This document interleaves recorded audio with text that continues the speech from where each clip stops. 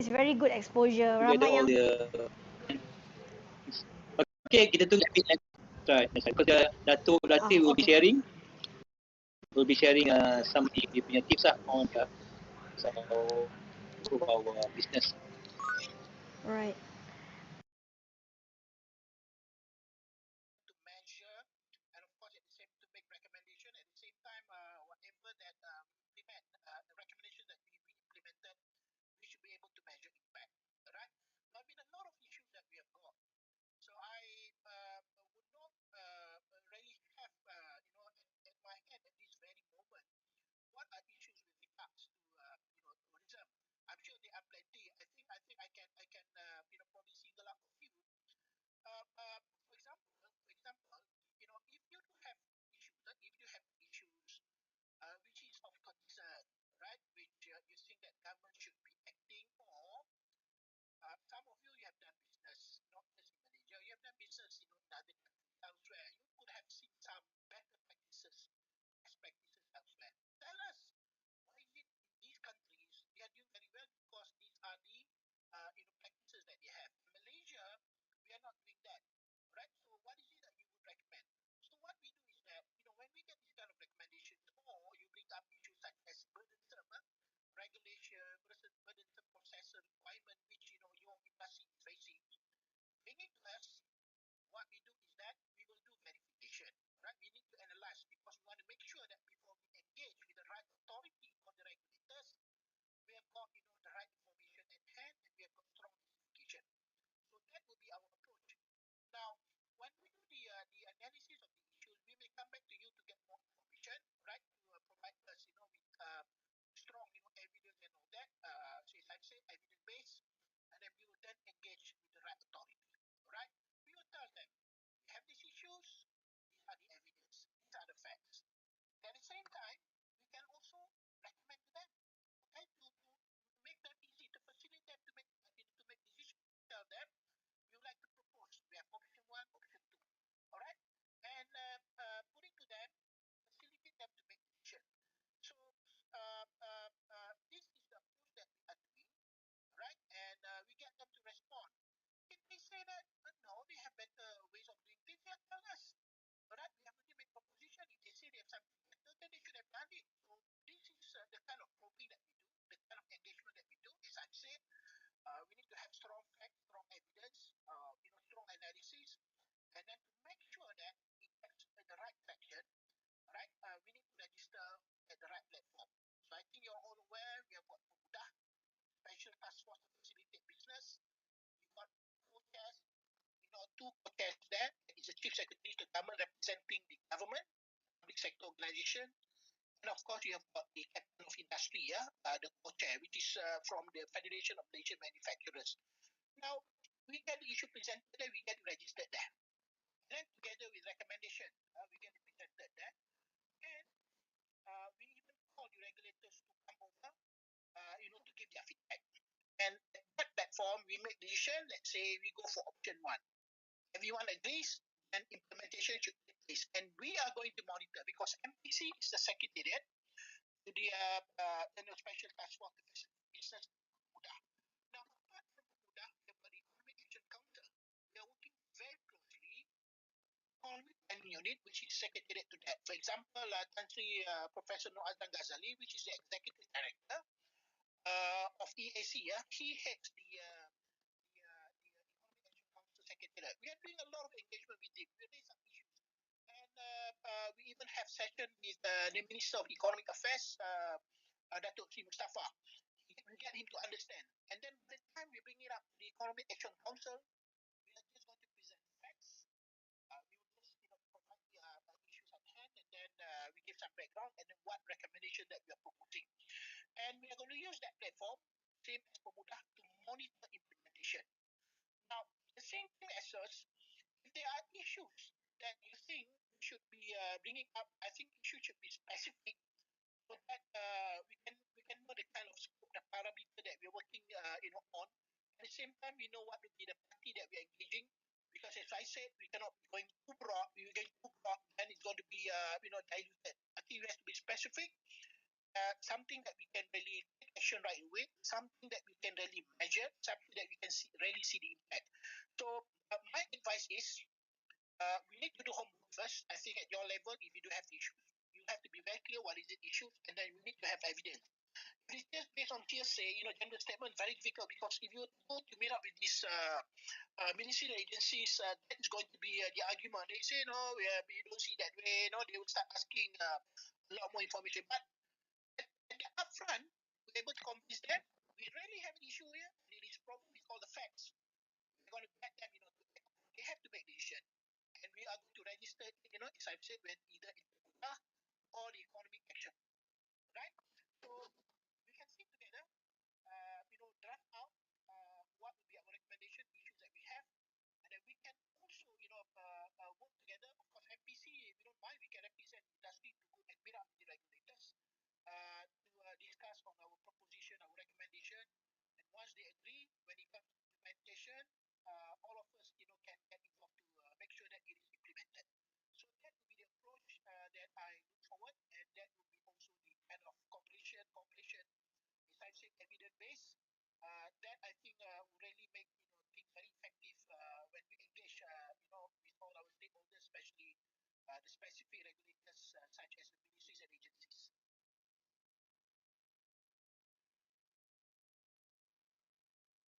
Okay, it's interesting. There are questions saying that they get confused. So what's the difference between Pemuda and Malaysia Muda? My Muda. Okay, Pemuda is the acronym for Pasukan Petugas Khas Pemudah Cara Perniagaan, or in English, the Special Task Force to Facilitate Business.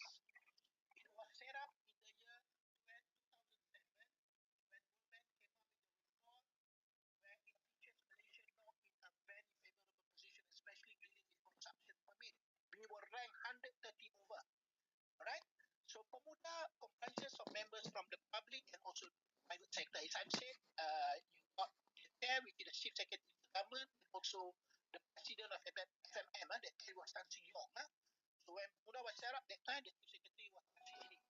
Now, it is a platform, public-private partnership to address issues with regard. Okay? Now, My Muda, it is actually a mechanism which we have, came up with to facilitate, issues that are being brought up by businesses. For example, like now, as you have a business, you find it difficult not to bring in certain product, certain expertise because you may not have the expertise in this country. Where do you go? Of course, you can go straight to the relevant ministry agencies. But how do you ensure that you are taking the right move and also you're getting the right support? Because you have not registered anywhere. It is entirely up to the ministry. If they say that you need to wait, they will start giving excuse. Our process will take 3 months, we have to wait for this committee and all that.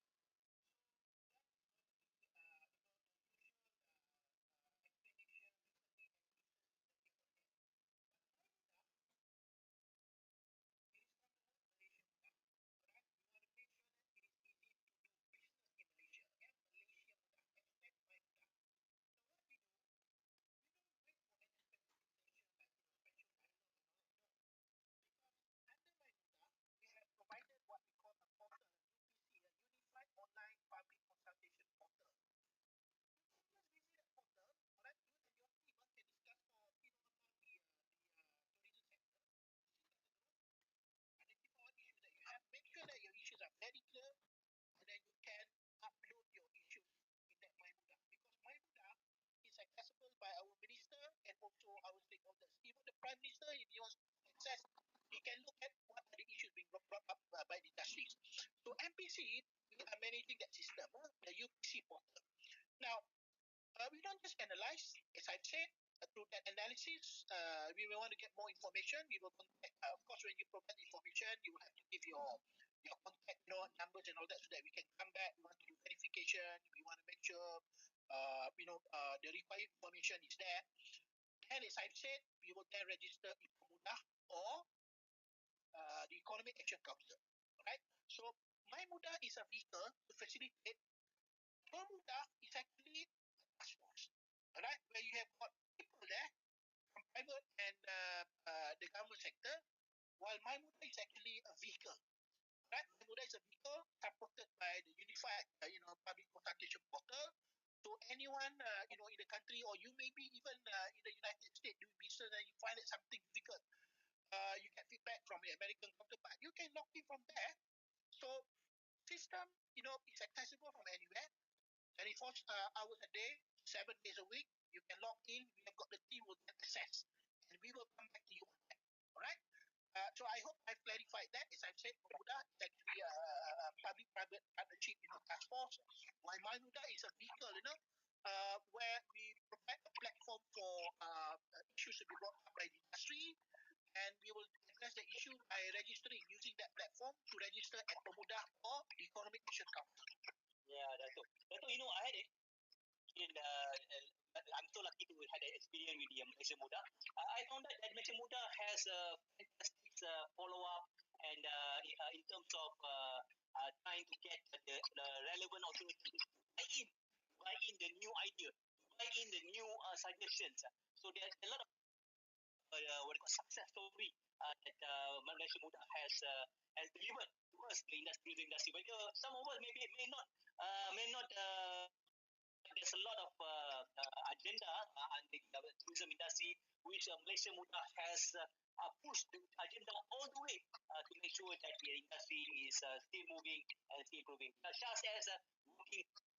Shah says recently the yacht and the boaters, where we managed to work together with the immigrations willing to to extend it to at the end of the year. So these are some of the success story we have enjoyed by this Malaysia Muda. Maybe Dato, is there any what do you call it, another faster track? Because we need a fast. Malaysia Muda has done a good job. How can we at the moment now with the variants, with the new challenges, all the business need to change. Dato has been saying that we need to prepare for the new tourism business model. Perhaps Dato, you can just highlight what kind of tourism business model that we should follow, Dato. Okay. All right. Okay. First of all, I think on the part of the tourism players, right, you will have to look at probably a different way of doing things. For example, like now, because of all this mess that we're in, all this movement restriction and then the SOP in place and all that, if you're going to do things the same way, you may not be able, to create the kind of result that you wanted. So you have to be creative. All right, you have to be creative. Meaning to say, you will have to review the way that you do things, review also the kind of product that you have came up with, your marketing strategy, your networking. This I think on the part of the business players, you will have to look into. Now, on the part of the government, because MPC we have been mandated to oversee on the reforms and modernization of regulations. So what we do is that we want to make sure that regulations that we have or regulations that we introduce are regulations that facilitate business. We do not want to have regulation that frustrate and create impedance. So that's why under our national policy on good regulatory practice, which is now in place, which we want to make sure that all these agencies adhere to, implement the policy. The requirement is that every regulation, when we say regulation, that we define very clear, it can be law, it can be act, it can be process, procedure, system. These are all regulatory, we call it. So we call it regulations. Their regulations must, as I've said, facilitate. Right? They should have industry, not the other way. So regulations also should be something which is efficient. I'm sure a lot of businesses they would like to adhere to. They want to do business. They will get the proper licenses required and all that. But the application process, is it efficient or not? If you are made, if you're asked to make or you are made to wait for 6 months, 1 year and all that, I think that's rubbish. Business to me, time is money. If you are made to wait, it costs to the businesses. So you want to make sure that regulations are efficient, right? regulation should be facilitating, and regulation also in terms of decision that we make when we develop any regulation, it must be transparent. So that's why, as I mentioned, you must do consultation. All right, you must register in in our My Mudah portal. Your draft of regulation, the ministry coming up with any regulation, they should any posted in My Mudah, and everyone to be able to provide their insights, their input, their comments, and all that. And all these comments need to be looked into, right? So on our part, we want to make sure that we have quality regulation in place. Chief, quality regulation, the ministry agency, they will have to apply and adhere to the policy where you have got the 7 steps. First of all, if you want to introduce any regulation or changes in any regulation, first, what is your problem statement that you have? What is the problem that you have that warrants you to introduce any regulation or any government intervention? 2, you must be very clear. Any regulation introduced, what is your objective? You don't simply introduce when there is a problem introduced. You must be very clear. Is it because what? You want to cut down costs? Is it because got to do with safety? Is it got to do with security? Is it about revenue generation? You must be clear so that everyone is in the know and everyone can then provide their input, whether it is something that is worth to be implemented and all that. And we want to make sure that regulation have to go through the RIA process, impact assessment, by looking into all options available. Not doing anything is one option, right? It's one option. But what would be the impact if we were to prolong, the present situation, and let's say if we were to take action using, let's say, option 3, what would be the benefit? So every of these options need to be analyzed, and the best option would that be recommended. Right? So you've got the 7 steps, and then of course consultation is also an element, and then strategy for implementation. We can come up with good regulation, but when it comes to implementation, have problem because why?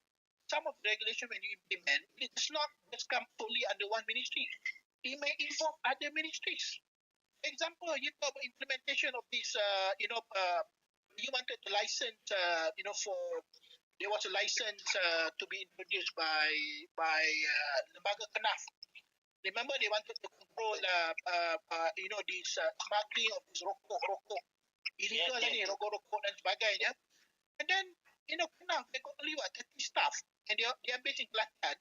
Our next question, we ask them, you have got this regulation, you make a requirement, who is going to enforce? Because you're talking about all over the country, you have to work with the PBT. Have you consulted the local authority? What will be their role? Have you consulted also the police? Have you consulted also customs? Because you're talking about movement of goods and all that. But that they cannot answer. So to me, that is a weak regulation that you have introduced because the implementation strategy is not there. So all this need to be looked into, and it must be done with engagement with the business community. So that business community, if they can understand, they see benefits and actually trying to help, the businesses and also the economy, I think everyone will come on. So benefit must be, put up front, and then what will be the impact on the business? Of course, government at the end of the day, you're talking about collecting taxes and all that. There's no point you talk about collecting taxes, but business are not growing. So this is the same. This is the kind of understanding that we want everyone to understand. While government facilitate, ensure business grow, and government also need to understand their revenue is also coming from the businesses. So this is a kind of approach that we do. And we keep on reminding even a lot of government officers that I met. I told them, even my officers in meeting, I said, look, we can't be sitting for not doing anything. I said, well, you look out there are a lot of people experiencing hardship, happening with cash flow and all that. We are fortunate because the government civil servant, we are still getting our pay. But do you foresee, if this situation continue, let's say for the next 6 months, then you think that even civil servants will be affected? Where does our pay come from? I asked them, you punya gaji datang daripada mana? And then they realize, some of them, I don't think so, they don't realize that sometimes they don't see things, coming very soon. So this is the kind of approach that we do. I think it must be evidence-based, it must be done through engagement, and it must also involve everyone who has got stake in every decision that we make. Yeah. Okay, guys, for the benefit of those who just joining in, we have our special guest from Malaysia Productivity Corporation, Director General of MPC yang berbahagia Datuk Abdul Latif Haji Abu Kamal. We are talking about improving productivity during pandemic. Is it possible? That's why we are ngupas idea how to improve our business, how to improve productivity, even though we are facing tough challenges during the pandemic. Okay, we need to, to invite anybody as suggestion, as maybe to pass to Datuk Zul. Datuk Zul. Okay, Assalamualaikum. Waalaikumsalam warahmatullahi. Silakan Datuk. Salam awal Muharram Datuk dan Ayah sama awal Muharram. Allahu Akbar ya. Sama-sama kita doakan terbaik ya buat semua rakyat Malaysia. untuk semua rakyat Malaysia. Dan I believe ASOS is still in the clubhouse because I can smell durian. Okay tu. Pesta durian ya. Okay tu. Alhamdulillah syukur ASOS. Okay tu. Straight to the question. Nombor satu, budaya productivity culture. The small unit of a country has always been the family. Dan sekarang ni kita ni bekerja from home. So, what is your advice on the approach untuk membudayakan productivity or to create a productive culture among the Malaysian families? Itu soalan yang pertama. Yang kedua, nak tanya tentang My Mudah tu, thank you for your explanation. That is where people post up problems, challenges they have in dealing with government machinery. And of course, you are right, Dato', it's about data. So I was just wondering whether the data of complaint, from the business sector towards the machinery, all this complaint data, if it's been deposited in My Mudah, what is usually the timeline they require to solve that thing? Dan berkaitan tu juga, my dream is bila rakyat ataupun business community deal with any agency of the government, which is the machinery of the government, kita ada tracking number tu. Macam kita order barang from digital platform, there's always a tracking number. Begitu juga any food delivery is tracking. So orang tengah prepare your food and then the rider picks it up. So I was wondering someday we will have a tracking number for any processes atau any application yang kita buat dengan agensi kerajaan. Itu saja tu. Okay. Thank you, Datuk Zul. Okay, you've got two questions that you brought up. First about productivity culture. Yes, I think productivity will have, it begins from home lah. Right? You have to start from home. Home here, I define not just our family. I think organization that we represent. Now, let's look at from the social perspective, a family unit. Well, we have to walk the talk. Right? Productivity is about being efficient. It's about being able to go for more with less. Right? Doing more with less. Now, I can just share very simple example under this PKP. How do you make full use of the time staying at home? Because I've already instructed that all my staff since January last year, not only March when PKP or MCO was introduced, we have already been working from home. So I told them you have to make full use of the time. And in fact, I found out that we tend to be more productive. Saya bagi contoh ya, Datuk Zul. Saya kadang ni kalau nak sembahyang duha kan, saya terpaksa curi masa. Itu curi masa tengok tak ada meeting apa, okay, buat 2 rakaat. I'm not at the office, I mean at home, while waiting from meeting to one meeting, and then tengok ada lapse of 1 hour. Yeah. Saya boleh buat 6 rakaat. Saya buat witir 3, dulu satu saja witir 1 rakaat. Ini contoh mudah ya. Yeah. Okay. Yang kedua, in between while you are waiting for another engagement, what do you do? I've got a lot of books which I've got dalam bentuk I've been getting from IB Nancy, ada 6 buku saya tak sempat baca. Since last year I was able to read through all that. Because why? While waiting, because when you work from home, you don't have to travel. Every day have to race through traffic. About 1 hour every day to and fro. 2 hours every day. Just imagine savings of 2 hours. Yes. I could do a lot. But of course at the same time, wife pun complain. Dia kata duduk kat rumah ni abang ni. Jalan banyak ni, dia kata pinggang kita ni nampak lebih besar. Lepas saya movement tak banyak kan. Yeah. So what do I do? No, I get my 2 children to join me. Kadang-kadang kita saja ni turun naik tangga. And then you make sure that we fill out our time productively. So every day after asar, asar dalam 4:40, 45, after asar at 5:30, we do gardening. We got trees around our house. They're helping their mother, and I'm helping my wife. My wife is gardening. You sweat a lot. With the temperature of that, you sweat a lot. Now, malam pula tu, because if during the normal days, I come sometimes Maghrib, sometimes 9 p.m. But now working from home, tak kali waktu semayang you boleh jemaah. Yes. Tiap malam. Solat on time. Jadi, awal Muharram kita boleh berdoa sekali, ada doa untuk tahun, doa awal tahun, we can do it together. Termasuk juga while you're staying at home, this is a time you spend more time with your loved ones, your family, your children. Kita duduk sama-sama. Selalunya wife ni selalu duduk cerita. Dia buat menu baru. Kita kalau dengar, kita ni mind so occupied. You just came back from office, The only time we have night time lah. Sebelum tidur nak tunggu besok pergi office. And I have time to listen to her. I give her a lot of attention. And she giving me good feedback. Dia kata, bagus dia kata, work from home ni nampak abang lebih banyak bergerak. Sebelum ni balik pun kat office, ambil balik rumah. While you are looking at her, but your mind wonder, she knows that. Yeah? So, your time management, and then of course, under the present situation, we have to change the way that we do things, because I try to reduce going out of the house, unnecessarily. Yeah, because we used to go out, we used to go because we like to do shopping. But now you can't do, because I'm living in Shah Alam, in Selangor, an area which has the highest cases. So what we do, we have to do ordering lah. Yeah. So we avoid going out. But of course, you get the children and your wife, you sit down and then you work and think, okay, this is the amount that you're going to spend. Right? So we have to make sure we spend within this, this budgeted. So this is what I call productive mindset. You educate your children, you use your time more, effectively, you manage things, more efficiently, better time management. That to me is productivity. Now, at the office,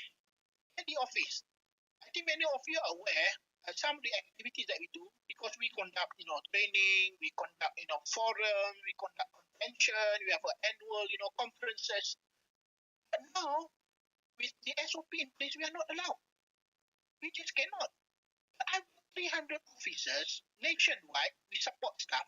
I cannot be telling them we cannot do anything. Then we just stay. No. I said let's be creative. And of course, we still have our board meeting every quarter. What is it that we need to report? But of course, one indicator that we report our KPI is on revenue.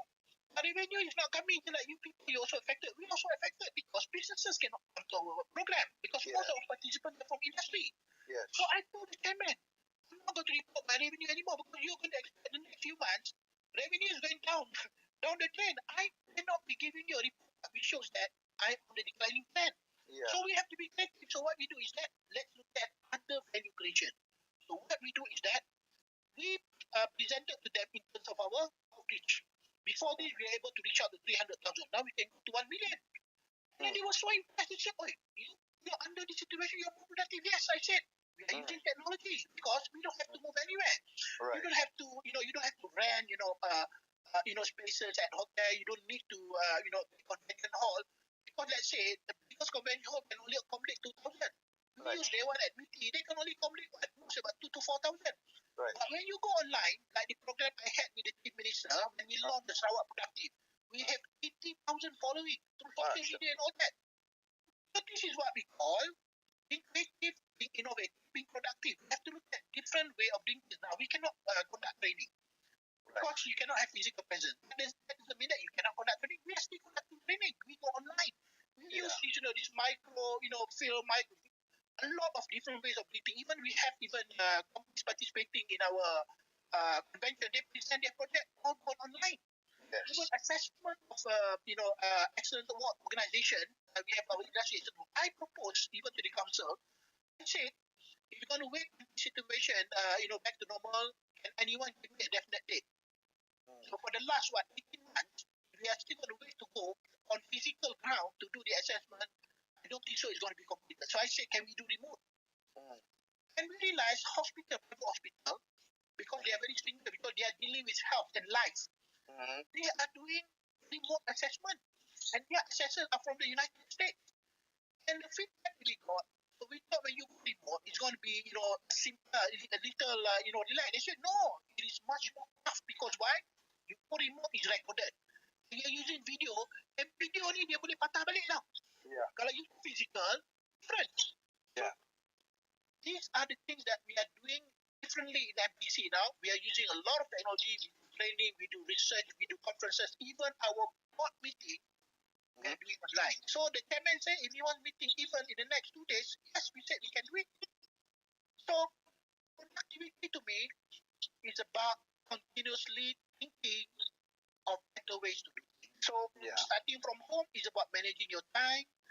managing your resources, managing your expenditure, all right? Managing your relationship with your loved ones. Yeah. Because at the end of the day, if you have got a healthy family, not just physically healthy, but also mentally healthy, you are productive. Yeah. Thank you, Dato'. Thank you, Dato', for asking that question. Interesting. So Dato', business as usual. Well, Dato', as you know that MPC is one of the first government agency who has adapted what they call webinars. I still remember that last year, I think almost every day, all the MPC's department has conducted a webinar and very successfully organized. And again, talking about working from home, working from home, there is this trend in US. In US, there's the record number of Americans who are quitting their jobs because they are so comfortable working from home. They don't want to go out. So I was told that nearly 4 million people, Americans, left their job recently because they were saying, hey, why should I go out? Why I can work from home? Why should I go out? Go through all these traffic nightmares, all these metropolitan tubes and the trains, everything, and exposed to the crime, the mugging, everything. Whereas they can work from home. This is actually a concern to us because we might have having this what they call it a drain balance. We probably it's very difficult for us to find a workforce if the trends in US be adapted here in Malaysia. What is your advice? Working from home, yes, but this in other words, it also invites some challenges for the employers to find a new balance, a new stuff. That's all. Yeah, there's a good question about it, Dato'. Oh, sorry.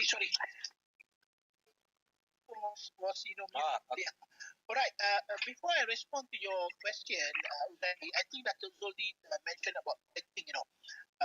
Some of those issues being brought up and then monitoring all that. Okay, for your information, Dr. Zul, since we introduced our MyMuda, Yeah, Dato'. we have collected 453 issues. They're all in our repository.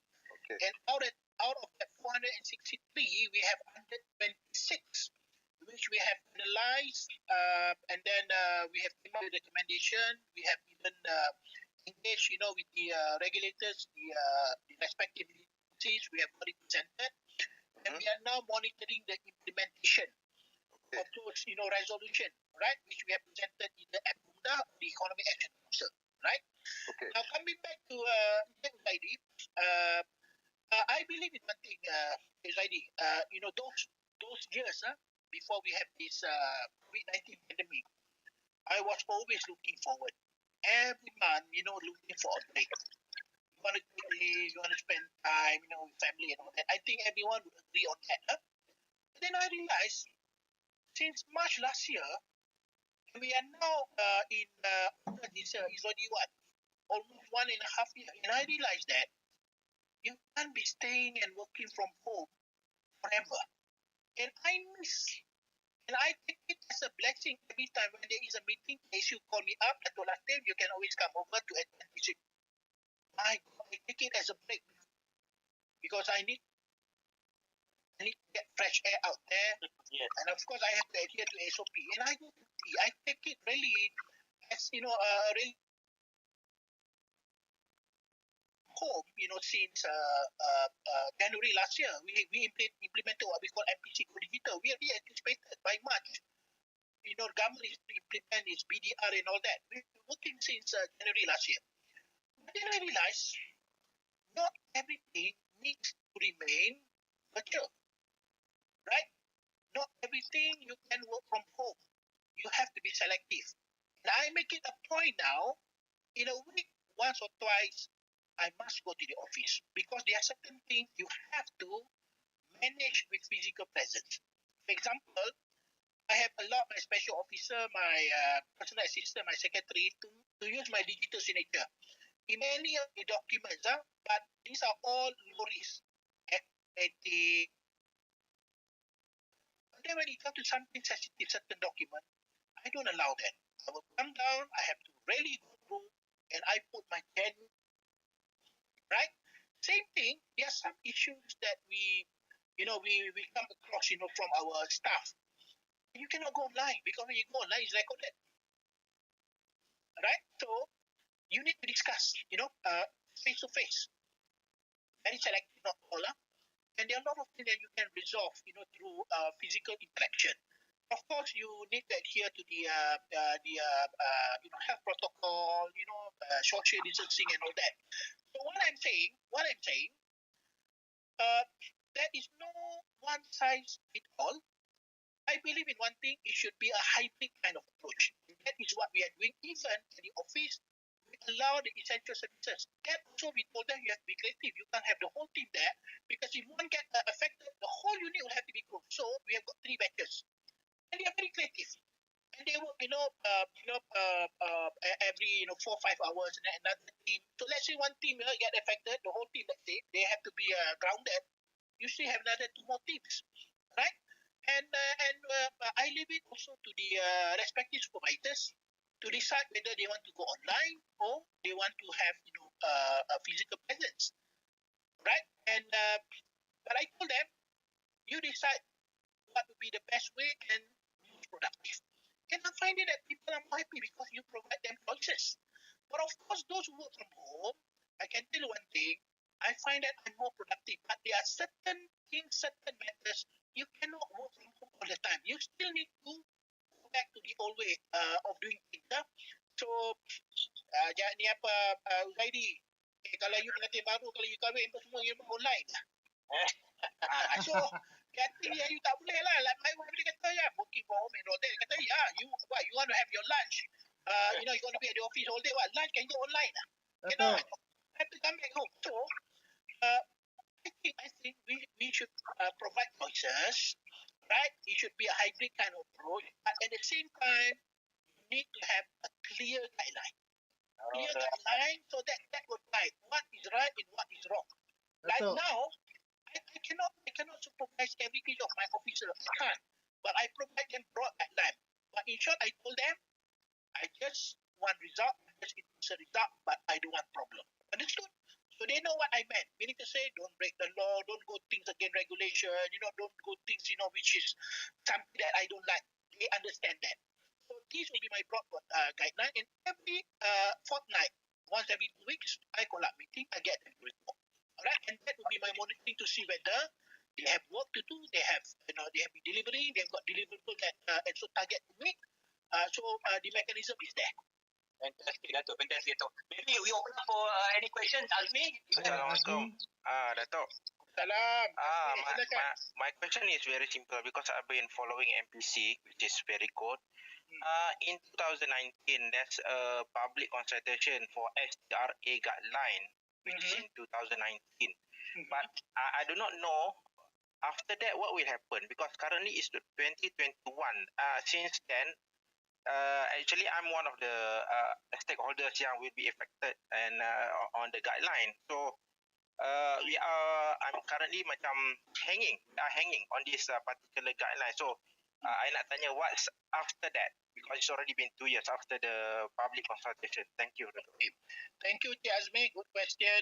I'm aware about this initiative in very detail because my officers are reporting to me. We have done the needful, we have done the consultation, we have done the impact study. In fact, we have even come up with a guideline.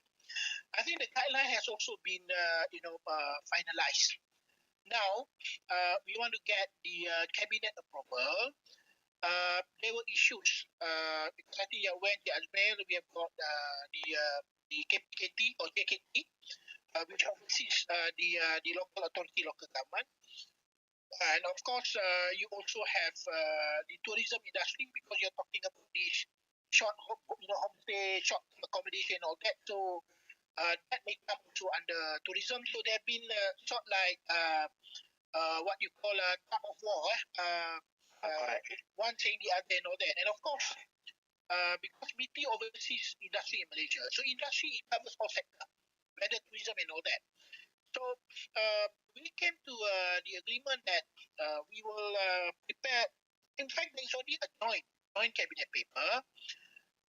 We put up to the cabinet let cabinet decide. Susah sangat dia orang ni nak decide. Saya sendiri bagi tahu pada KSU, susah-susah tak apalah, kita boleh lah, but will they agree tak, nanti kita dikata melihat ambil dia orang punya kerja pula. MPC mudah saja. MPC, our job is simple. If others dia tak nak buat, bagi kita buat, bagi hitam putih. Tapi kalau kita nak buat nanti, jangan pula kata kita buat kerja dia orang. Setuju? He asked me about regulation. There's already a circular way back 20 years ago. But it is not being undertaken. So under the Time Malaysia Plan, you identify MPC to do. So kita buat. Kalau satu hari dia kata nak balik ambil. Central agency lah, mana-mana lah. So same thing. There is already a cabinet paper for your information. We prepared, our issue is in the know. We have also briefed our minister. I think it's about cabinet decision. Siapa yang patutnya nak, yeah? Because coming up with this guideline is one thing, but getting implemented. Yeah, getting implemented. You need to have one ministry. Of course, it's going to be whole of government effort, but one ministry must be in touch. Macam sekarang ni MPC buat semua, kita in touch, tapi we involve everyone. So, for your information, yeah, the cabinet paper is already been prepared. But then, as you know lah, with the kind of situation sampai hari ni, tak dibawa lagi bincang, ya. Mana ya guideline tu dah more or less ya, dah finalize dan sebagainya. So nanti bila cabinet decide siapa yang patut drive benda ni, and then before it comes to implementation, we mesti have to come to industry to brief balik supaya bila pelaksanaan, because we need to get the So for your information, I am in the seen that guideline. I've been engagement with my KSU. I've been engagement with Dato' Seri YB Nancy. We are also in engagement also with the Ministry of Housing and Local Government. Cuma sekarang ni dekat cabinet decision tu, which ministry is going to drive. So more or less, it is already at the final stage to decide who to take touch. That is what I can share. But good that you raise this thing. Maybe in the post-cap meeting this Wednesday, my minister is calling up for post-cap meeting. I think I will raise this matter to him. Just nak follow up. So it's good for you to raise this thing, and I'm going to ask him, tanya what happened lah. Ini industry is asking. So much will have been put into, we have done engagement, we have done analysis, and then kita dimaklumkan guideline pun dah keluar, lepas tu dah buat engagement dengan KPKT, dengan MOTEC, dengan MITI. So sekarang ni nak tahu decision. Kalau misalnya kata dekat cabinet, so when can we have the cabinet decision lah. Okay, thank you, Datuk. Cuma nak tambah lagi satu, Datuk. Because why all the stakeholders, especially the usahawan, do not get anything from the penjana budget from till now because of this thing pending. So that's a thing affecting us lah. That's why we've been asking on this lah. Okay. You have been working dengan Pelinci Alamin kan? Alamin MPC. No. I'm the the industry player itself. Yeah. Okay. Alright. I will follow up on this post-cap meeting this Wednesday. I'll ask the minister, and then probably I can come back to you. See what will be his response lah. But I'm sure kadang sekarang ni mungkin dalam kepala menteri-menteri kita ni dia ada banyak dia punya prioriti lain tu. Betul. Thank you, Datuk. But whatever we have to do our part, I'll do my part. Okay, thank you, Datuk. Thank you very much. Thank you. Okay, we have also on stage Datuk Albert. He's the president of Malaysian Chinese Tourism. Yes. Okay. Thank you, President Saidi, Datuk Latif, tourism industry players. A very good evening. My name is Albert Tan. I'm the president from the Malaysian Chinese Tourism Association. I just want to share with all the industry players here, especially the tourism president. So, whenever the government or the Tourism Malaysia make some announcement, open up for people to travel for states, just like yesterday, that our Prime Minister make the announcement, allow people to able to cross the what we call the interstate, And on our tourism association president, so we used stand out to show our support for the government statement. And whenever we make the supporting statement, and we used to get those public, they are not in the tourism industry, they always shoot us back, criticize us, some even curse us.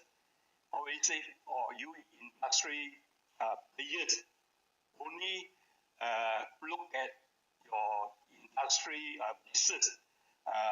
You are not care about safety, the life of the Malaysian, you know. So my comment is, I hope whenever the government, especially makes some what we call statement about tourism related announcement, I hope Tourism Malaysia side at least someone to follow up and make further announcement to support the government statement in a way enlighten the consumer why the government is open up the tourism industry business. So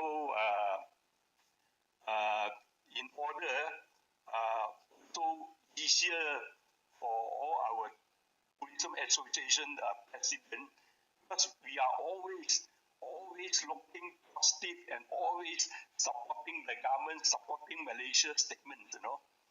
Maybe later I can hear some comments from Dato. And my second question is, the government tourism subsidy for travel agent, the $3,000, they put under phase 3. And on our side, most of our travel agent industry players, we are nearly in need of cash. Looking back the pandemic during year 2020 until 2021, the travel agent only get $3,000 subsidy from Tourism Malaysia. With this additional 3,000, which is not a big sum, we don't understand why we have to wait until the phase 3. What happened if this pandemic prolong? Some of the states still stay at the phase 2 level. So we had to wait until when? So maybe can I hear some comments from Dato, please? Thank you. Okay, Albert Tan, I think Zaidi, Yeah. we have got the Malaysian Tourism Council, kan? Have you brought up this matter with the respective burning? Because this is more about the funding and also the assistance package, coming from the government. Dato', I think all the president, like for example, Dato' Albert, from MCDA, from MATA, from MA, I think they have brought up the right minister herself. The only thing is probably the in terms of delivery. I mean, I'm thinking everybody has tried their best, and probably delivery, for example, in terms of the bank negara, they have their own delivery system through the commercial bank. So this is a different topic all over. But again, again, this in terms of what Dato has mentioned, that we want the business to be open, but probably some of the publics, they don't understand. They say, why do you need to open up? You will create make us worse. You create the business. So this is some conflict we are facing. Maybe I can add on something on this, Dr. Albert. So I'm the MA Secretary of the Negeri Sembilan chapter. So is Malaysia Association of Hotel didn't always support, and we did criticize the government's the decision on whatever it is. But we voice up to government, but government didn't take action or whatever. Maybe they're step by step or whatever. But we're still looking positive on it. So those are negative netizens to criticize. Uh, don't take so hard on that. So no hard feeling on that because anything you have announced or whatever, there will be a negative point of view, there is a positive point of view. So don't take so serious on those criticism. So let it be.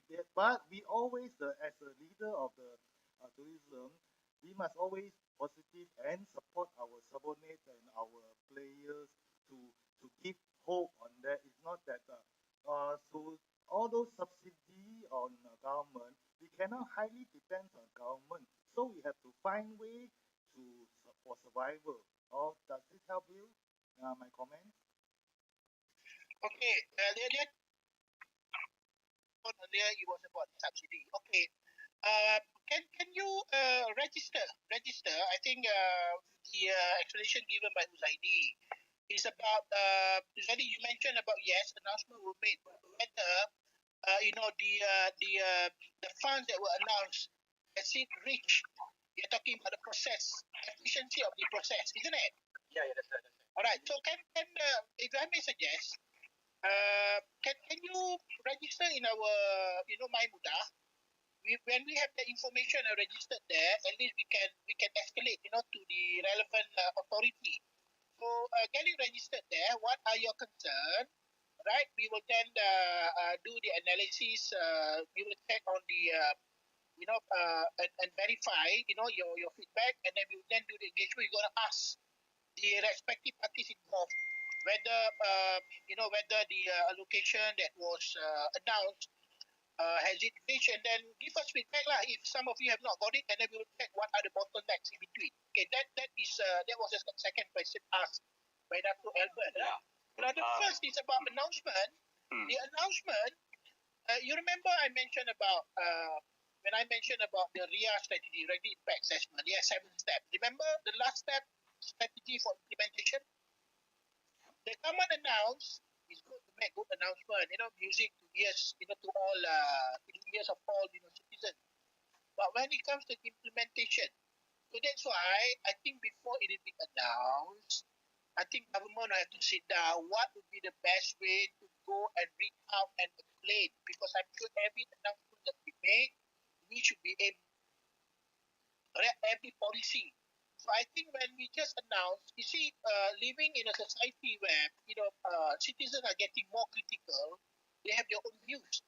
So that's why I mentioned the approach that MPC does. Make sure that we have all the facts, we have all the evidence.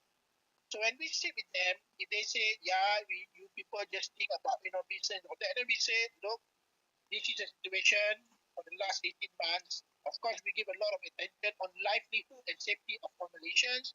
If we want to prolong the collapse, livelihood of nations also will collapse. Would you agree with me? Yeah. Yes, yes. All right. So yes. this is what we have to get them to understand. But we need to explain now. Malaysia, at least we have reached almost 50% of immunity, herd immunity. I must have got I still have to wait for 3 more weeks to ensure that immunity is at its maximum. Okay, Dato. For the last 1.5 years, we have been putting lockdown on business and all that. I think it's high time we have to start open up slowly, but at the same time, we want to make sure that vaccination process goes on at a balance, looking into livelihood at the same time looking into the economic survival of the country. Thank you, Dato'. Yeah, Datuk and President Butadi, I just like to highlight my points. So, what I mean, whenever the Tourism Association make the statement to support government policy to support tourism Malaysia, and in the Facebook, in the internet, there's always other party try to criticize us. So I hope on the Tourism Malaysia side, at least someone, a higher authority, and ever, like what you mentioned, ever to further enlighten the public why on the government side they want to open up the tourism business. So at least for cruise public, they are undecided. Instead of receive all these what we call negative comments and give a bad impact to our tourism industry players. At least besides the private sector, the statement to support the government, at least tourism Malaysia on the government side further follow up what we call supporting statements, press statements. So that helps a lot. This is my personal point of view. And back to Andy, I'm like you. We are always think positive. We are not really so care about the third party, but I just want to highlight this to the government sector. And then coming back to my subsidy of $3,000, we are only allowed to register and apply after the announcement of the phase 3. I mean, until now, we still not able to register. We have to wait until the government announcement until the phase 3. Then only the travel agent able to register. Later part, then only Tourism Malaysia side of the fund will release to the travel agents.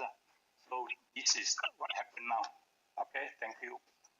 Thank you. I think I know where you're coming from, Dr. Albert. I think for your first question, with regards to the announcement, okay, if I may share, you see in MPC, when there is any statement made that government has got to do with productivity, they mention about this financial package, they mention about My Digital, anything that touches on productivity, my team at MPC will sit down, there is something that we have to respond. Because productivity is our business, MPC's business. So we mention like My Digital, they mentioned that we need to have an agile regulation, we need to support startup. And it is mentioned MPC, let's say, will be mandated. So we don't just keep quiet. What we do, the team will sit down for the next 1 2 days. We will prepare our response so that we can then publish to explain this is MPC position. Yes, MPC will take up. We are going to do a lot of engagement. We're going to, set up a mechanism to ensure that startup at least, 5,000, by the next 3 years, they will get registered easily. We will do even away with unnecessary regulation. Then we explain why we need to do this. So I think the same thing, anything got to do, let's say, with some announcement that may relate to the tourism sector, they may relate with the tourism sector. I think we have to prepare our response. Right, our response, I think, is what Dr. Albert mentioned. Okay, from tourism, let's say, you may find that you can anticipate there will be, netizens out there who are going to provide their feedback. But at least you have to make your stand very clearly, be rational. Your support. What is the benefit, of this package being announced, and then what will be the role of, the tourism association.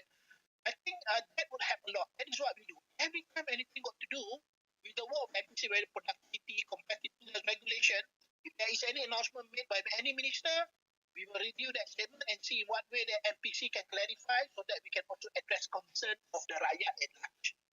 That would be my response. And I think for the subsidy, I think there are reasons, I think, why the government mentioned it is only during the third phase. But I think the tourism sector, you have got your platform. I think it's good to do engagement also with the government, especially MOF asking the rationale why until the third phase. I think there is always a channel to channel your concern to them. But from the point of MPC, we can always look into if the process is burdensome, if the process is taking too long, if the process doesn't make sense, then we will build up a case and we will definitely be engaging, with the relevant authority to get their, explanation, and at the same time, we would recommend to help them, to mitigate the problem. Yeah. Thank you, Dato'. Yeah, thank you, Dato'. Thank you. Thank you, Dr. Albert. Talking about platform, we have one of our entrepreneur, Zahira. She is the owner of the digital platform.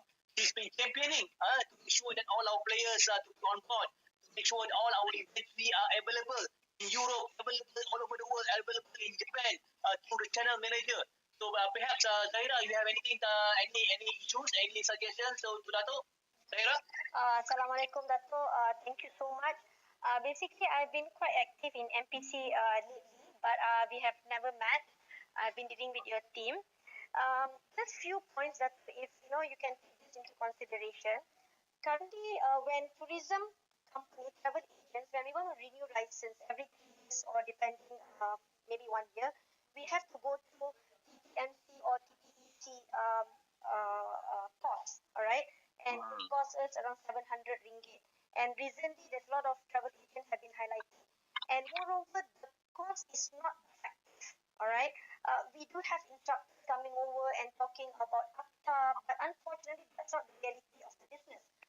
However, my point is, MATEX has been a very, very good documentation and process by MPC, and evaluating every travel agent on every indicators and every point from business processes, from office environment up to accounting and other procedures.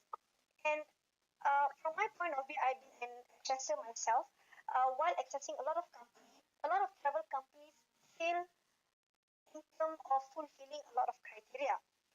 However, if a company follow the MATEX indicator and have a proper documentation, that will actually ease them in getting help, getting loans, getting penjana. Because what happens is a lot of product operator or travel agencies in Malaysia, they are operating a very kederunting, to be very frank. So what happened is when you want to apply help in current situation, government was giving penjana, government was giving a lot of soft loan, 1 year waiver and all that. It's a lot of actually available. Unfortunately, a lot of travel companies are unable to utilize that because of not having enough documentation. So my point is, why don't MPC get more tech rather than we have the TTEC and TTMC, abolish that, have MATEX document as an indicator moving forward. Have this issue been raised with MOTEC before this? I'm not very sure Encik Uzaidi if we have raised, because to be very frank, Encik Uzaidi is very active from our side as well. So I think, I'm not sure from who this should go to MOTEX, because we need to regulate the travel industry for a better performance. Zaira, sorry Uzaidi, sorry Dato', Alex here dari Langkawi. Zaira, I think a lot of the NGOs, travel agents, have asked for it to be abolished. A lot of it is already, they've already approached MOTEC to abolish the courses because we feel it's outdated and unwanted. Okay. Your idea of a proper one, I agree. It makes more sense. One proper this thing. Yeah, I'm not sure, sorry, Dr. Alex, if not sure whether you have gone through the MATEX indication, Dr. Tangga, Encik Uzaidi, Dr. Noor, and all, they have been campaigning that. And, if you go through the process or any travel company is being evaluated by the MATEX certification, I tell you that they will actually go to the next level, in terms of digitalization, in terms of having proper accounting, documentation, that will be better for future, or else we will still have problems. We can speak about digitalization, we can speak about everything and anything, but nothing will achieve. I agree. Dato' and Tuan Uzaidi, I'm here in Langkawi. I'm a inbound, outbound travel agent. I don't have buses and cars, but I have a fleet of yachts. Every time I have to maintain it, and when we shut down, to restart costs me about 80 to 100,000 ringgit to get my staff at all ready. The productivity part is killing me. I have to maintain my staff at all times because I have two licenses, one under MOTEC and one under MOT.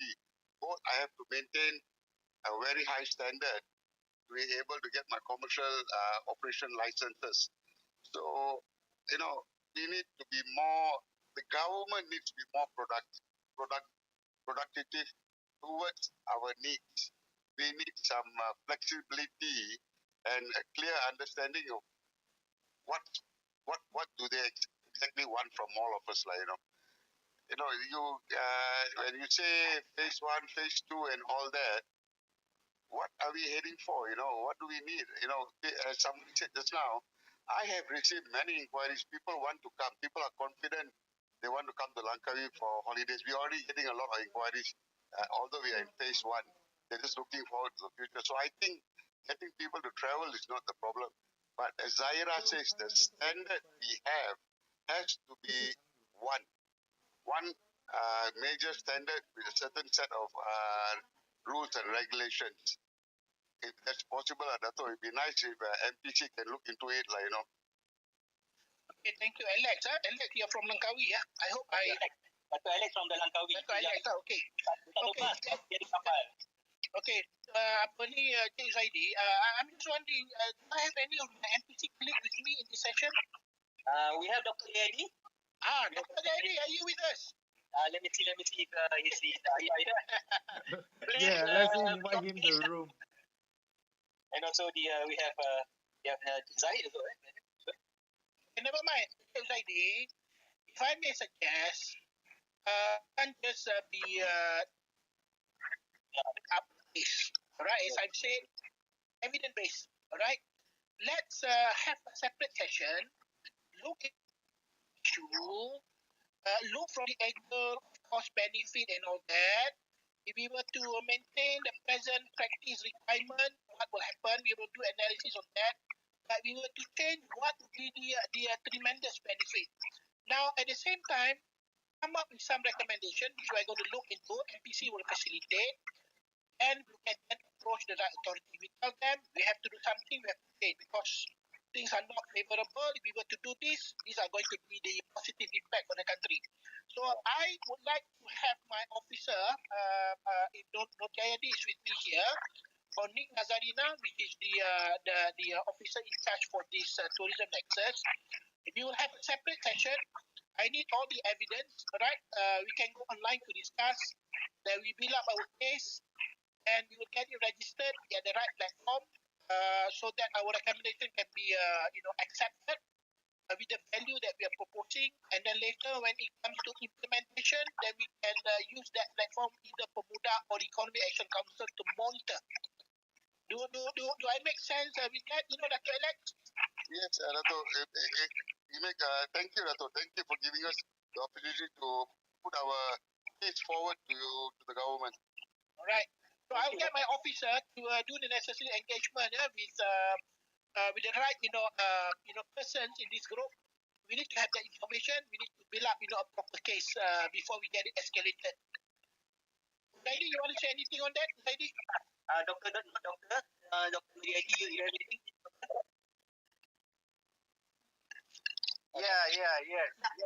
Yes, Dato', I can hear. So Zaidi, you're with us. I thought you have flown away somewhere. No, I'm still following the discussion, very interesting discussion. So it's okay. My team will follow up and then try to assist. And then appreciate if Dato' could register the issue so that we can get the data, the information, to bring forward this issue. Thank you, Dato'. Yeah. So Dr. Alex, ini macam kerja polis lah. You kena buat report, baru polis boleh buat investigation, ambil action. Tak ada report, tak boleh lah. Tak ada kuasa. Okay, Dato', kita buka IP dulu. Buka IP dulu. Register dalam MyMudah. Ya, MyMudah. Dato', we have also on stage daripada Bumitra Travel Agent Association, Cik Amran. Amran, you have anything, Amran? Yeah. Thank you, speaker and panel, especially our special guest, our Dato' from MPC and the team, and also the tourism industry player.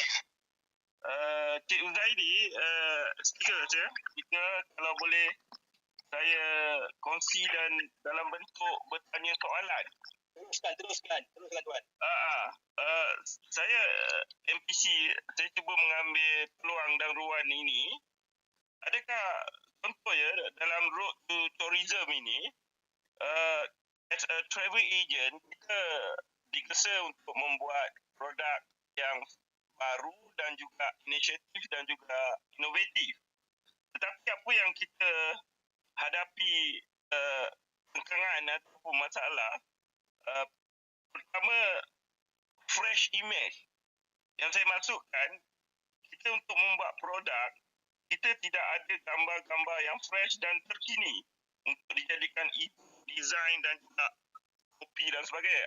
Apakah MPC boleh memainkan peranan sebagai orang tengah supaya imej-imej terkini ini di dalam tourism produk dapat diambil sebagai travel agent, dibuat produk dan dijual dalam bentuk inovatif itu ataupun platform dan dapat diwujudkan melalui panel-panel dan juga tadi setengah ada daripada mungkin Zarina itu Arif tentang digital dan sebagainya. Dan kedua, kalau boleh saya sentuh juga, ini bukan subsidi tapi road to tourism ini melibatkan produk-produk owner untuk mula berniaga.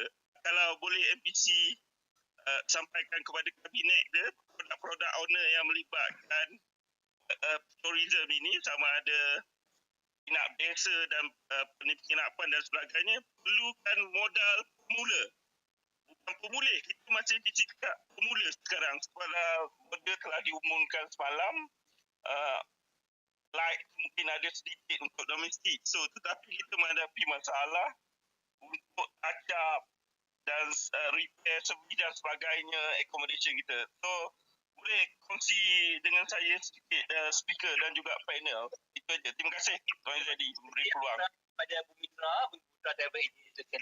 Sebenarnya yang untuk marketing kita tahu di Malaysia ada ataupun agensi yang bertanggungjawab untuk mengeluarkan produk collateral dan juga in terms of modal tu mungkin ada modal. Tapi mungkin Datuk boleh ada satu input yang advice pada rakan-rakan kita, Datuk. Okey, saya punya respon. Okey, I think people in industry they are much more familiar lah because you are in the business, you understand lah. What are the requirements, what are the challenges that you are facing and all that. Now, since we have got this Nexus, Zaidi, Tourism Nexus, can we use this platform, especially tadi Cik Amran mention tentang they talking about being innovative, coming up with something new and all that. But I remember each of these Nexus, we all stand guided by the 5 trusts, remember? 5 trusts kan? We are not just talking into the kind of talent that industry require. We don't look also in terms of technology. We look also in terms of empowering the industry where we talk about relating incentive with productivity. So I think maybe we can use this tourism Nexus ni.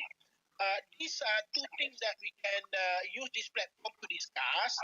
Whatever request that we're going to make or whatever issues that we need to address, we have to build up case dulu, get all the relevant information so that we can see the issue or the problem in a very clear manner, so that we can then justify that we do have an issue, and then we will then explore what would be the options that we have.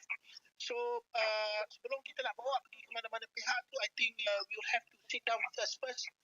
Let's do analysis, let's build up our case, and at the same time, kalau boleh we come up also with some recommendation supaya bila kita jumpa dengan mana pihak, kita minta dia buat keputusan saja daripada push this problem to them. Sometimes they can't think. They may not be in the position to respond, but at least we facilitate them to make decision. Now, I've got my colleague here, Dr. Nojayadi. Dr. Nojayadi is our director from he oversees Delivery Management Office of MPC, which oversees all the nexus, the 9 productive nexus of MPC. Jadi, you want to share your thoughts on what has been brought up, the two issues, brought up by J. Amran? Yeah, Dato, just for information, in fact, under tourism productivity nexus already embarked on various initiatives related to technology. For example, my virtual experience, where they develop the virtual products to assist the product owner to continue their program, their services through virtual services, which is related to the issues. Of course, it's slightly different in terms of how we portray our product by using this virtual compared to this on the ground or in reality when they go to the place. But we believe that we can assist in terms of identifying as long as still related to our trust, which is stated in the Malaysia Productivity Blueprint. Eddie, saya ingat perkara ni, dua perkara ni boleh kita bincang lah dekat tourism production nexus. Get ni Nazarina untuk organize. We need to get all the required information. Kita kena duduk, betul-betul kita diagnose dan kita bilang. Boleh? Yeah, I think it's good, Dato. So at least we have some the evidence-based policy which we collect from the ground, and then from there we put forward in terms of what we call the micro economic perspective, how we can assist the industry, which is yes, we can assist them from that perspective. Yeah. Thank you, Doctor. We are running out of time. Maybe Hans, do you have anything? Hans, do you have anything to say? Okay, everything. Go ahead. Dato' Latif, Tuan Huzaidi, actually I have a suggestion here. I hope that MPC can really look into it. It's regarding productivity.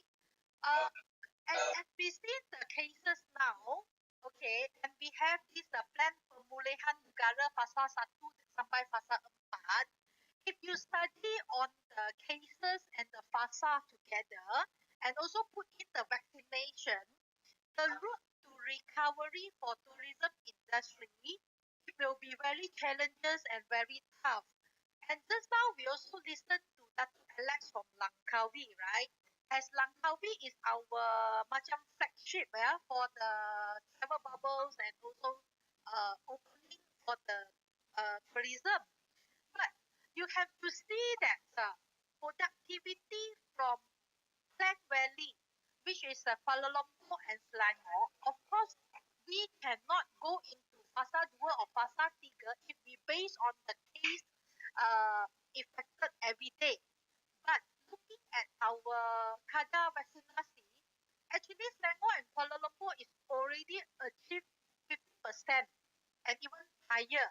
But so in this case, I think we need Dato' Latif need to advise to the MOTE or whatever departmental related to form up a committee for the recovery on tourism industry.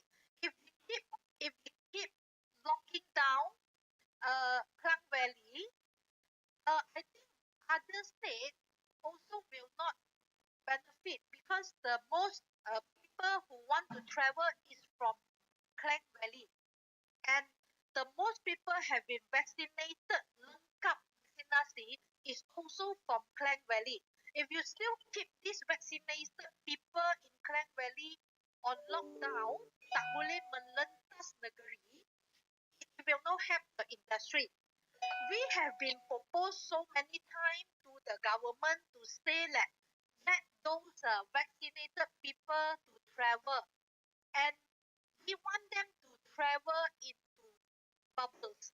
But it seems that government maybe not understand what is so-called travel bubbles, and they don't know how effective the travel bubble will be implemented. That's why I totally agree with what Dato' Latif said today is the implementation, like SOP not clear, and also a lot of these so-called not clear challenges on this recovery. So I would like to propose to MPC really look into the productivity. MPC have do a very great job to help the industry player to upgrade our productivity. But on the other way, what about our counterparts that we need to work hand in hand, because we are not the one who say buka or tutup, and we cannot always with unclear SOP. Kadang-kadang A, kadang-kadang B, lepas U-turn, everything. Actually, we cannot afford that anymore. Sometimes we think that we actually can survive, but sometimes we are die because of the tutup buka tutup something policy like this. So we must have a very clear like direction from the government, and the government also needs to listen to the player suggestion. Today's forum I think is very good because I can hear a lot, from MPC and also from the player, that we can come into one conclusion. That's why I would like to suggest MPC to take a lead, but that will be a lot of job load for Tuan Uzaidi lah. So I hope this thing can be go along the way, and we get our tourism industry back to the standard that we want as fast as we can make it somewhere in October. If we don't move from now, if we don't give whatever from now, like the announcement say, now you can go to hotel, you can go to homestay, tapi hotel pun tutup pun. With the meeting letter, hotel can already do business. And if you announce that now we open up the hotel, open up the homestay, it actually doesn't relevant to what happening. Dia nampak macam hotel tak boleh sesuai. buka. That's all. Okay. Hotel tak boleh buka in Fasa 1. Hotel is not allowed to open or operate in phase 1. So no encouraging travelers. Yes, but you must have a very smart way, because we don't the information is doesn't transparent. Okay, for example, who are getting the cases is from where? Like Klang Valley is so huge and so big. Our population is about 10 million. So out of the 10 million, is one day only 8,000 cases. It's not that high. If you compare with the population, it's not that high. So we must get into the root and study on this one. Where are these people effective from? We have to be very smart and we need a lot of data on that. Because if Klang Valley cannot perform, what about other states? Can they perform? Exactly. Just now, just like Tato Alex, Tato Alex said, talking about the netizen to criticize all this tourism that opens and the livelihood, don't care about livelihood. So it's the two things we have to measure and balance it. So it's very hard. So I think government, I'm not citing any government or whatever, but the government is working hard. That is true. The transparency data must be released. So I think what we have to do now, we have to encourage people to brainwash all the citizens of Malaysia to live with the virus and become an endemic. But the thing is, a vaccination, we must reach a vaccination percentage in certain like 60 or 80%, then only we can talk about the endemic. Now we cannot talk about endemic. Okay, all right. Okay, may I, Uzaidi? Yes. Yeah. Okay. Good evening, Dato' Abdul Latif. Good evening, Dato' Tangga. We miss you, Dato'. Just a quick one. I think first one, I will talk about the TTC where Zaida has put it up. Updating you at the moment, TTC has been postponed till end of the year because of the request by all the associations. Moment. So next year only we'll be talking about TTC. But TTMC, it is a requirement only those who want to join the travel agency, they are willing to come into travel agency, they have to do the TTMC.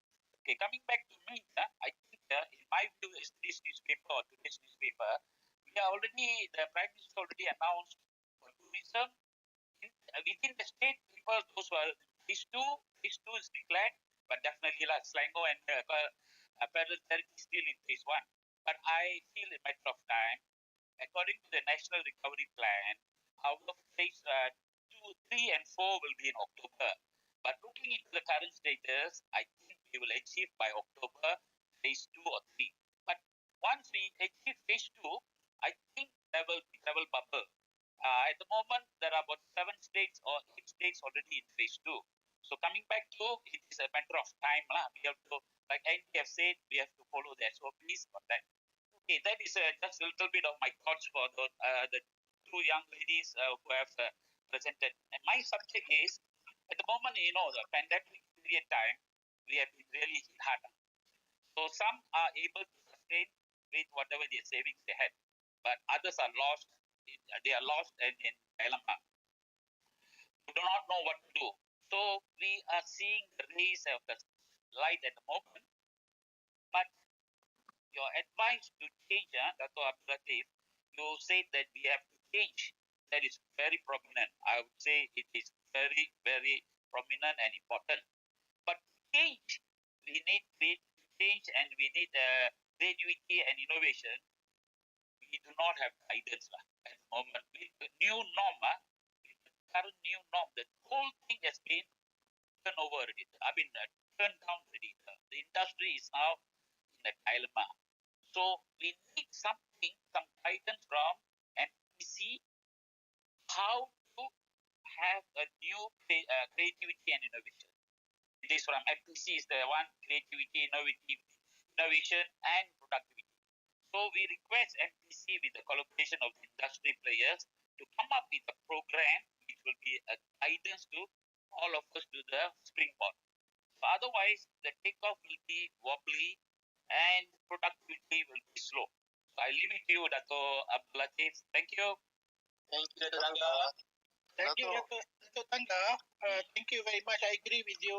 Dr. Jayadi, we can work up on that. We've got good, resource person who can get people to do a lot of, lateral thinking. Also assessing, their present, product, business model and all that. We have been doing that. Probably, I agree with Dr. Tangga. We should be extending out our helping hand to assist, the tourism players on how to go about coming up with new things, being creative and all that. And one more thing, Zaidi, you are also aware we are going to have a discourse session with Tan Sri Hisham. I think many of the questions, especially brought up by me, we can address it to Tan Sri because Tan Sri sits in the National Security Council. MPC does not. We will have to go to our minister. So maybe some of these questions can be directed straight to the DC of Tan Sri Hisham, which we have scheduled somewhere next month. Am I right, Dr. Jayadi? Dato'. Correct, Dato'. 3rd September, Dato'. 3rd September. So I think some of these questions we can really direct him. Kalau boleh kita hantar awal-awal lagi pada dia. Don't wait until the date. Saya bagi awal-awal supaya dia dia boleh respon awal-awal dulu. Dato' Latif, Alex here again. Yeah. Last year bila kita buka balik, because I'm in the cruise business, so it was very different for KKM and all that. They actually inspected my boat 3 times, KKM, PDRM semua, and they saw my SOPs. Kita punya SOP lebih ketat dari apa yang di requirement oleh MKN-nya. And they were very happy at our SOPs on the boat and also in my restaurant. I also have a restaurant. We took it a stage above what was required. And that way we made our guests feel safe. So that is one of the things I think a lot of travel agents will have to apply. The new norm, you need to make your guests feel safe. We have taken it, we applied it last year, we are doing it this year. Of course, this year we are adding one more. Only vaccinated guests. Of course, you lose some business, but for the safety of my staff and all that, I think it's the new norm, Dato'. We are ready. Langkawi, a lot of us, agents and hoteliers and all that, we are ready to accept.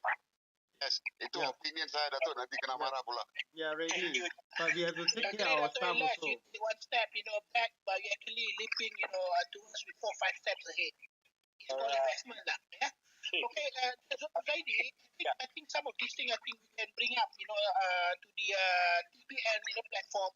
We can address. We need to have, probably a little more information so that we can build up our case. right? Right. And then the request made by Datuk Tangga, I think would not be a problem. I think Dr.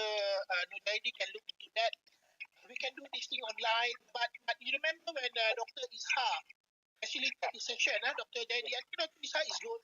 We should be able to bring you to look at things in a different manner. I think that will provide some direction about doing things differently. Over to you back, Dr. Nudaidi. So, we're running out of time. It's like we're supposed to end up the session at 10:30, but now it's already nearly 11. Perhaps Liz actually dia baru naik pentas ni. Liz, ada anything tak Liz? Before kita nak tutup ni. Nak tutup apa? Anything from Spa industry? Subscribe. Liz? Kalau tak ada, we end up. Ada. Assalamualaikum. Selamat malam semua. Dato' Abdul Latif, ada inilah, saya daripada Spa Industry ni. Satu je yang kami minta. Pertama ada dua perkara. Satu, situasi di mana kami masih lagi tidak memahami situasi di mana sekiranya sektor direct contact iaitu sektor spa ni tidak dibenarkan. Jadi persoalannya, kenapa kedai gunting rambut dibenarkan? Adakah kedai gunting rambut itu tidak direct contact? Itu satulah pertanyaan yang rasanya Cik Zaidi semalam tu saya ada bertanya, memang pihak MKM pun tak boleh nak jawab benda tu. Itu satu. Keduanya, saya memang kita harapkanlah MPC dapat membantu macam mana pun kita boleh discuss further. Yang keduanya adalah kita sangat mohon kerajaan supaya lifted negative list ni. Kenapa negative list diletakkan even pasal 3 pun spa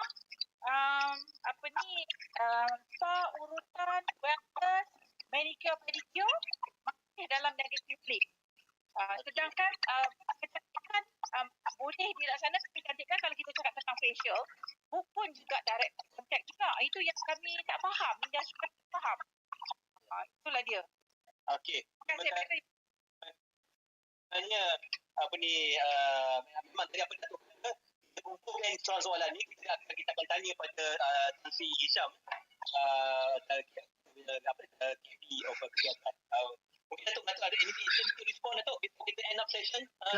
Syam from LPNS, ada soalan lah, Syam. Oh, Syam daripada Seremban. Okey, silakan Syam. Datuk, quick one tu, Datuk Latif, Syam from Seremban. Okay, actually saya nak mungkin boleh bawa Datuk, boleh bawa prayer ni dalam isu TPN. Kita lupa satu perkara iaitu pembangunan pemegahsaan pelancongan di PBT. Kalau kita lihat, kita ada 3 tingkat kerajaan persekutuan, kerajaan negeri dan kerajaan PBT bertepatan. Tapi banyak pembangunan ataupun tumpuan kepada peringkat persekutuan dan negeri. Pembangunan di PBT tidak dilakukan. Oleh demikian, banyak faktor yang kita tidak dapat dilakukan dengan lebih tepat, lebih efektif ataupun lebih dekat di PBT. Saya mengambil contoh, di beberapa PBT di Malaysia, masih ada lagi unit-unit pelancongan atau jabatan pelancongan yang memfokuskan pembangunan pelancongan di PBT. Kalau kita lihat, yang di peringkat grassroots yang paling penting, segi pelaksanaan projek dia, segi pemantauan undang-undang dia, sebab PBT yang melihat semua perkara ini. Di peringkat federal dan negeri hanya membuat dasar dan turunkan duit. Saya ambil contoh. Contohnya kerajaan persekutuan bagi duit untuk buat projek hantar ke negeri. Dan negeri nak laksanakan hantar ke PBT. Dia sampai ke PBT, siapa nak sambut? Adakah jabatan-jabatan lain untuk laksanakan projek tersebut? Kalau kita ada jabatan pelancongan yang khas jabatan pelancongan atau unit pelancongan khas, mereka boleh melihat kepada pembangunan pelancongan di PBT mereka. Oleh demikian, mungkin Datuk di MPC boleh lihat penumbuhan jabatan pelancongan mungkin di peringkat pembandaran dan bandaraya atau penumbuhan unit pelancongan di peringkat majlis daerah. Ini mungkin boleh dikolaborasi bersama pihak KPKT ataupun pihak JKT Datuk. Sekian Datuk. Bagus sekali dia point tu. Datuk, any input Datuk? Okay, Cik Zaidi, we've got a lot of, I would say, quite a handful of issues being brought up. Now, since we have got, I think the action that we have taken by having this tourism nexus, productivity nexus, is the right move, right? So it's going to be a collaboration between the private sector and also the government. So I'm sure we have got these issues, recorded, listed. I think we can use the tourism productivity nexus platform to deliberate further. As I said, we need to have proper information. We need to build our case. As Dr. Najadi mentioned, jadi guna perkataan apa tadi, polisi apa ni, evidence based policy making lah, ataupun evidence based decision making, yeah. So that once we have this information, we build up our case together with what options that we have that we can recommend, so that all this we can facilitate the respective party to make decision, rather than we escalate these issues, bring up to the regulators, ministries. We are just bring up issues. Sometimes they may not be able to come up with the right kind of solution. So the industries understand better. I think you will have to come from industry. So what I can suggest here, the secretariat, which is basically MPC, going to work with the champion of the tourism nexus. We are going to dwell, we're going to deep dive some of these issues that we brought up. At the same time, some of these issues also we will also address together during our engagement. With DG Dato' Noh Hisham, we can even get him to be our probably spokesman. At the National Security Council meeting. I hope some of these issues can really, make sense and trigger him to get it raised. It may not be at the National Security Council. I think KKM, which is, I would say, a very a strategic member, especially under the situation that we are all in. I think what they say also really counts, and they have got also the influence, to influence some of the decision maker. So, the ID, my team is going to work closely, right, with your good self to address, I think, some of the issues that have been brought up by members of the discussion this evening. Thank you very much, Dato'. In the time is now 11 p.m. and we have extra. Sorry, man. I just got one question quickly. Sorry. Dato', sorry. Thank you for the time, and thank you for the time that you are spending with us. Dato', I'm in the tourism industry as a foreigner, right? Our industry has been closed since last year, March, April, basically, with basically zero opening this year, especially in the diving industry. So instead of sitting around and wondering what we're going to do, we decided to look outside of Malaysia to expand or to do businesses outside of Malaysia. But we're still getting hampered by the government with Malaysia Travel Pass that they have implemented. That means every time we need to travel outside of Malaysia, we need to apply for a travel pass, and then it gets rejected because they say it's not essential travel. We're trying to save our business without closing it down, and then the government is still hampering us. It's like they are preventing us from doing business because they've zero vision or productivity. It's like that. So Alex said, the government productivity and is not up to standard. We can't depend on government grants to keep our businesses open. So it's like you said earlier also, you need to extend our vision, and that's what we try to do, but we're getting hampered. Is there any way that this travel pass system can be re-looked at and for businesses, we can travel for fun or pleasure or social, it's for businesses, and the places we travel to, we have strict SOPs in place. We test it every week. We have to do the PCR tests. We have to do quarantine when we get here. We've got to do quarantine before we leave. It's in the oil and gas industry, so we are doing diving in the oil and gas industry at the present moment. All right. Thank you, Hans. Thank you for your questions. I think, like Dato' said, why don't we have a special session together with MPC, deep dive into all these issues that we hope we are able to get details, the evidence base, then we are able to convince the secretariat, especially Malaysia Muda, to bring these issues, these specific issues. Hans, thank you for bringing up. I assure you my team will get in touch with you. We need to get detail of that. we will need to do some analysis so that we can really bring up strong case. We will then engage with the right authority. We need also to identify the authorities, they have got the stake on this matter and also the one that make decision. So I'll assure you that we're going to work with you, but we're going to use the tourism productive nexus, led by Uzaidi. We want to be seen as a private sector driven kind of initiative. No problem. Thank you, Doctor. Appreciate it. Thank you, Dato. I think time's already up. Yeah. Our tourism industry, we learn a lot. How the policies and regulation can boost the business productivity. We learn what has MPC has done. The industry players can voice out concerns and policies and regulations. We learn a lot about the success stories from what MPC has done. We learn about the future plan and also the moving forward and making sure that the industry survive and probably calibrating together all parties, not only the industry players but the other stakeholders like PBT, like what Sham has said, PBT. So I think it's good. Tonight it's a good discussion, and we hope that it won't stop here. Tonight is not the only night. We can get together in a serious way so that we can have more evidence of these cases to build up the evidence of these cases for us to bring it up to the higher level. With that, I would like to extend my thanks to Dato Abdul Latif, who has spent a fantastic time with us and give us a lot of insights, a lot of advice for us. And we also like to thank to all our fans here, especially Andy, Zahira, Dato Min, Amran, we have Dato Tangga, we have Dato Albert, we have different hackers. So, and Dato Alex all the way from Langkawi. Perhaps nanti bila dah buka Langkawi ni kita serbu kapal layar Dato. Kapal layar Dato.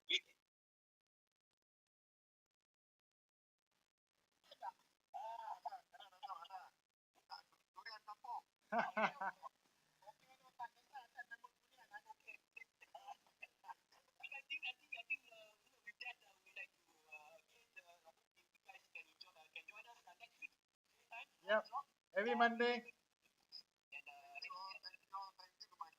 Thank you. What a fruitful session. Very thank you, Dr. Ali. Thank you.